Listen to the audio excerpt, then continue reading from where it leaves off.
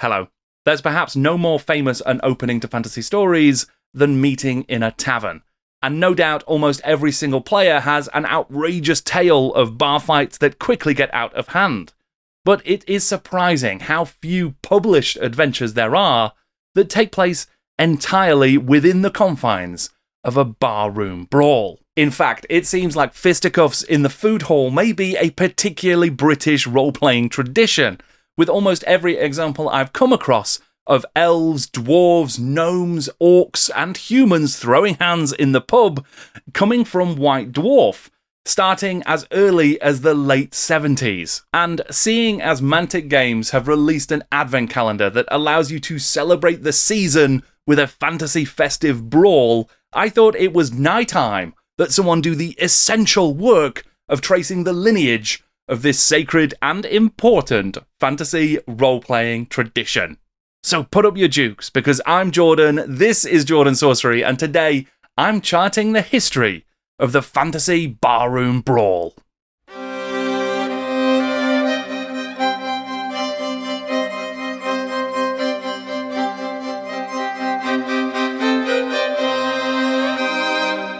You're probably thinking that this is an odd topic for a video, a history of barroom fights. And you know what? You're right. It is quite strange. But I have genuinely been thinking about making this video for a long while because there are some fantastic examples of what feels like quite a cliched and generic starter for a scenario. But there are some really good examples of it, and there's surprisingly few as well. It's not going to be an exhaustive list. It's just going to be some of my favourites and the ones that I've come across. The reason I was compelled to make this video now is because Mantic Games very generously sent me a copy of their Fantasy Barroom Brawl miniature advent calendar.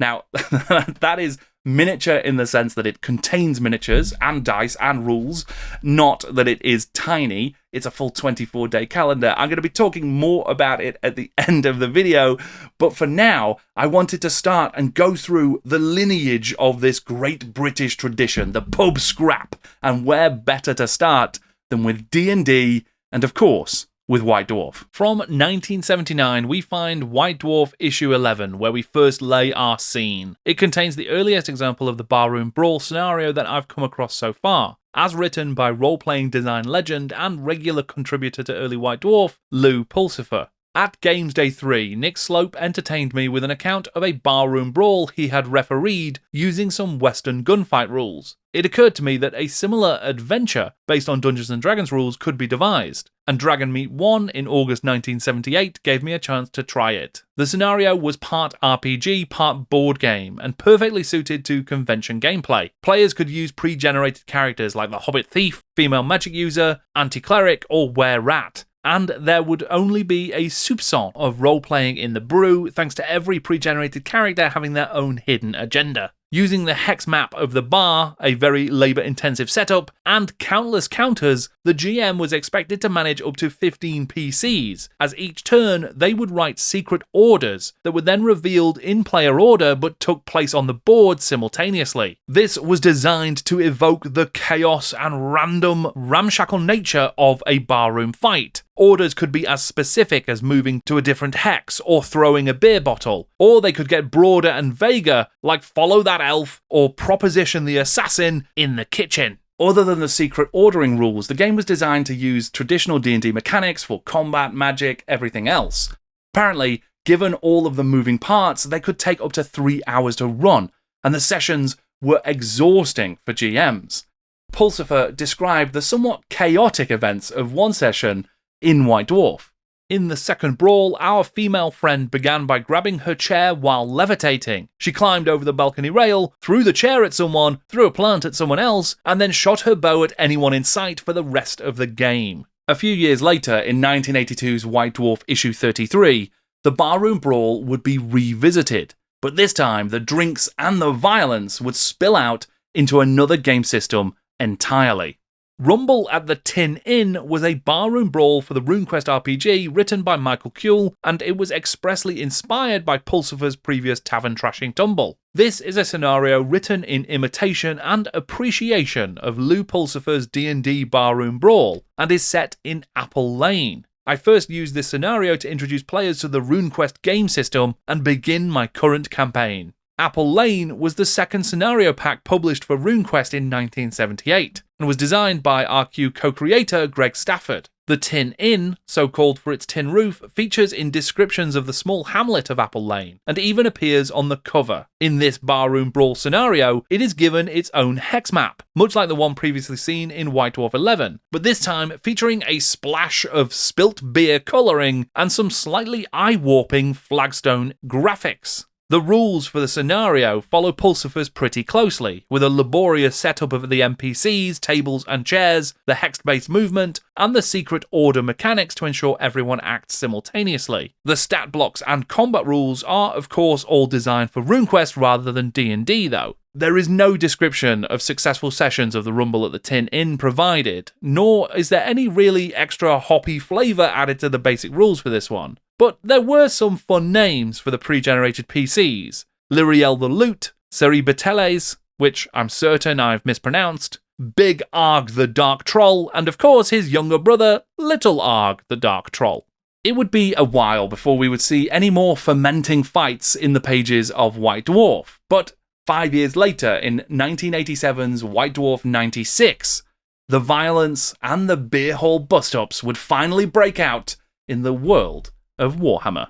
Mayhem at the Mermaid was written by Matt Connell and Jim Bambra, and it takes place at the Mermaid Tavern on the shady side of Altdorf, where an assortment of characterful strangers happen to find themselves poised on a pugilistic precipice. Designer Graham Davis had previously written the Rough Night at the Three Feathers scenario for WFRP that was published in White Dwarf 94, but whilst that does take place in a tavern, it is far less focused on the brawl of it all. Davis did admit on his blog that there may have been some expectation when he started writing that scenario that it was going to be a bar fight adventure. He also mentioned that there had been a trend of the barroom brawl over the years, so I suspect that there may have been similar adventures published in other zines and mags over this same time period, besides those in White Dwarf. In any case, Three Feathers went in a different direction, and Mayhem would follow the tried and tested format that had worked so well for D&D and RuneQuest before it. There would be a map of the tavern, a clutch of interesting PCs, and secret order writing for actions each turn, at least to begin with. Once the fight started, it's all managed using the regular WFRP mechanics though, and once things really get going, it can become quite chaotic because there are random events and extra appearances from characters who will just make things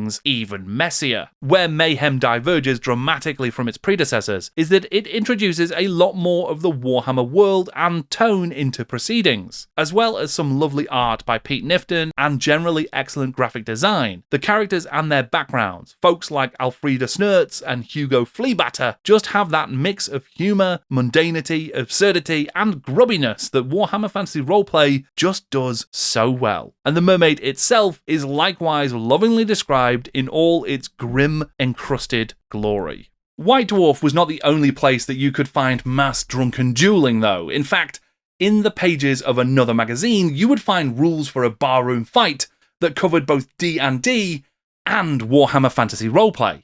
That was the short-lived magazine Red Giant. Created by former Games Workshop artist Gary Chalk and financial director Ian Bailey, Red Giant was set up to be a rival magazine to White Dwarf that would cover the entire tabletop industry, as well as supporting their new miniature wargame, Fantasy Warlord, that was released in 1990. There would only ultimately be 2 issues of Red Giant, but they managed to cover everything from AD&D to Call of Cthulhu to 40k to Laserburn to Fantasy Warlord in that time, and the first issue included a barroom brawl scenario called The Silver Moon. Written by Harold Cheese and featuring photographs from Gary Chalk's collection, the scenario plays quite differently to its brawling older brothers. Here, each player takes on the role of one or more of the 10 pre-generated characters who are in the Silver Moon Tavern. Each PC has a specific roleplay objective, be it to meet an unknown agent or to stow their gear securely before heading to bed for the night. The trick is that the players have very little information about anyone else in the pub. They might have vague descriptions of other characters that they like or recognize or hate, but it's mostly a social interaction scenario, with players having to work out who they are there to meet, to avoid, or even to kill. Interestingly, the Silver Moon itself is set on the Altdorf Road in Warhammer's Old World, and there is a lovely map, presumably drawn by Gary Chalk, that is easily the most attractive tavern that we've seen so far. The characters are all pretty good fun as well, and there are some neat additions like a chaotic imp,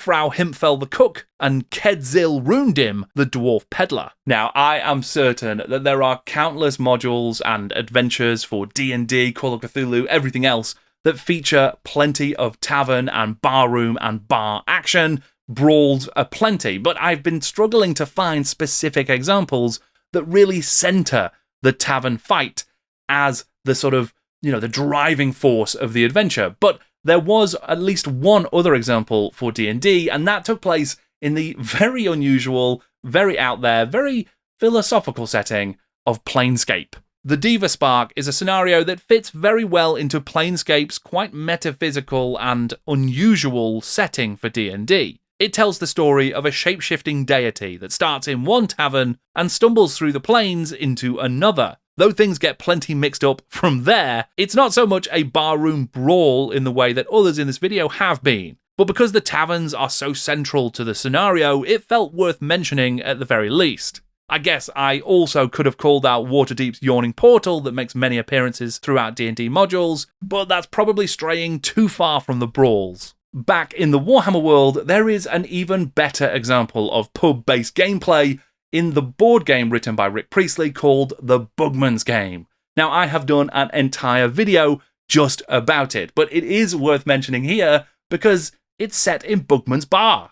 The board game was available exclusively at Warhammer World's Bugman's Bar, and it provided plenty of opportunity for silly and suitably crude drunken hijinks in the famous Dwarfen drinking hall. It's far from an all-timer, but it is great fun when you just want to hang out with friends, have some pretzels, and drink some beer. But the Bugman's Game is not the only example of Warhammer-adjacent barroom shenanigans, because White Dwarf has a couple more punches to throw our way. In 1998, White Dwarf 223 would offer up the Brewhouse Bash, an orky game of fungus beer-induced mayhem. Written by Alan Merritt, Robin Dews, Paul Sawyer, Gordon Davidson, and Jim Butler, the game was basically a pub fight free-for-all. Using the cardboard map and card orc standees included in the issue, players could take a variety of actions as they moved around the bar, picking up chairs, throwing chairs, hitting people with chairs, getting knocked down, crawling, standing back up, getting hit by chairs, that kind of stuff. The rules suggest that the game was suitable for any number of players, and that, in fact, the more players you had, the more boisterous and appropriately orky the game would become. Whilst I can believe that, there are only 96 squares on the board, so it does feel that there's a natural limit at least. I can only imagine, though, what a game of 96 drunken orc brawlers would make for. And there was another bar fighting minigame in White Dwarf as well, in the US edition of issue 297 released in 2004. That included a fight at Bugman's Bar.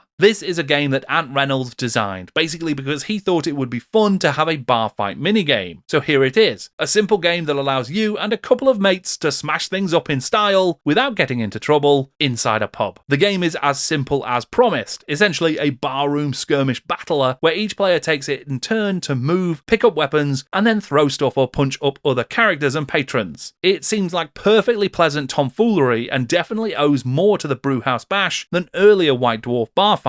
Perhaps the best part of the article, though, are the images of the amazing scratch-built bar that Ant Reynolds made in which to play. I'm not sure if this content was published in other regional editions of White Dwarf, as I've struggled to find it, but let me know if you've seen it anywhere else. Okay, so there is a long legacy of barroom brawling in fantasy games, but where do we go from here? Well, of course, it's Christmas coming up, it's the festive season, it's time to start the countdown. And how better to do that than with a Mantic Games advent calendar. Now, they sent me this copy for free. I was super excited about it. I really wanted to get hold of one because I think that this is such a fantastic idea. It's literally an advent calendar. There's 24 doors, but the box itself is a game board. So as you can see, at the top, you've got the game board, the bar room itself. Across the 24 doors, you'll assemble your board game with all of the miniatures and the terrain, the tokens, the dice, and the rules that you'll need to play. 4 different player character miniatures covering different fantasy races, as well as a bodyguard and a barkeep to act as NPCs. So I think that this genuinely is an amazing idea. Just absolutely awesome. You build your own board game over the course of the Advent period. And then on Christmas Day, you open up the rules and you get to play it with your family and your friends.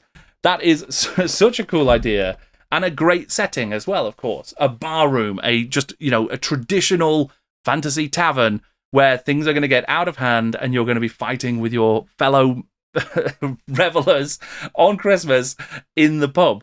I think that is a terrific, terrific idea. So I haven't opened this yet, and this is kind of where I'm at a bit of a crossroads, right? Because, like I say, I genuinely was really interested to get hold of this, or the sci-fi one that they've also done, but I'm kind of leaning towards the fantasy, I think.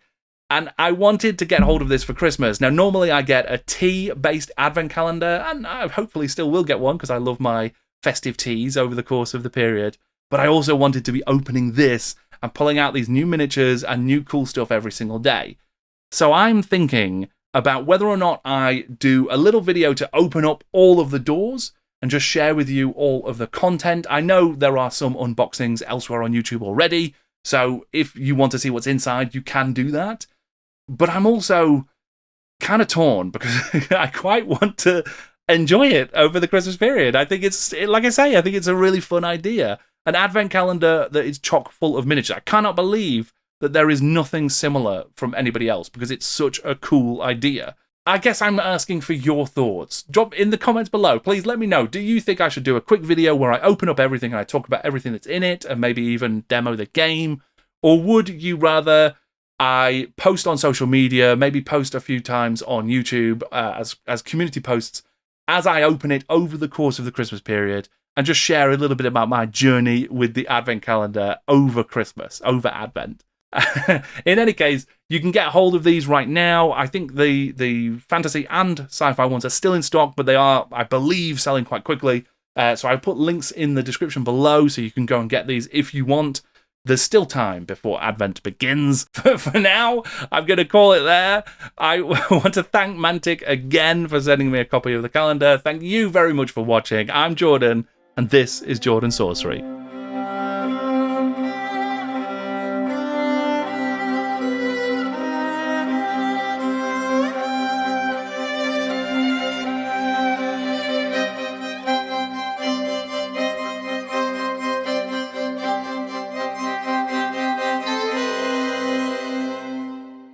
You know what? I have a fear with advent calendars based on what my brother did when we were younger. He unsealed the side of one of mine, slid out all the chocolates in the tray, ate them, and then slid the tray back in, sealed it up, and gave it back to me. And then it looked like there were no chocolates for me that year, and it was very upsetting.